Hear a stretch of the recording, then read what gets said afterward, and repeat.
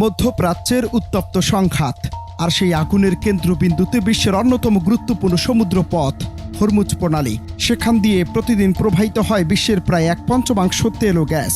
এমন এক সংকটময় মুহূর্তে ইরান জানালো এক চমকপ্রদ বার্তা। সব দেশের জন্য নয়, বরং বন্ধু দেশ হিসেবে বাংলাদেশ সহ কয়েকটি দেশের জাহাজ চলাচলের জন্য রাখা হচ্ছে নিরাপদ পথ। প্রশ্ন উঠেছে, এটি কি কূটনৈতিক বার্তা নাকি বৈশ্বিক শক্তির নতুন কোনো সমীকরণ?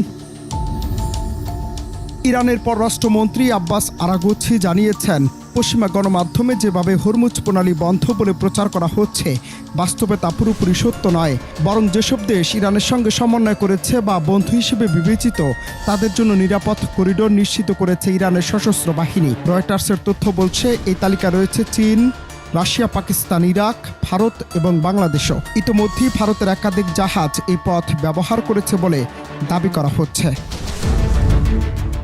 তবে এই সুবিধা সবার জন্য নয়। যুক্তরাষ্ট্র, ইসরায়েল এবং সংঘাতে জড়িত কিছু উপসাগরীয় দেশের জাহাজের জন্য হরমুজ প্রণালী কার্যত নিষিদ্ধ। ইরান স্পষ্ট জানিয়েছে, আমরা যুদ্ধাবস্থায় আছি, শত্রুদের জন্য কোনো পথ খোলা নেই। এরই মধ্যে পাকিস্তানগামী একটি জাহাজকে ফিরিয়ে দেওয়ার ঘটনাও উত্তেজনা আরও বাড়িয়েছে।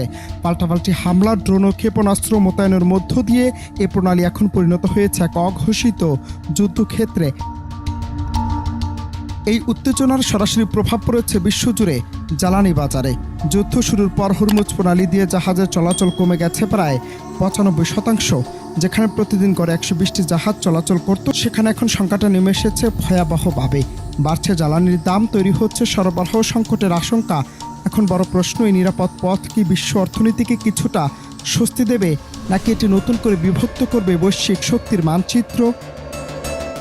অনন্ত হাসান মাসুদ, বাংলা টিভি।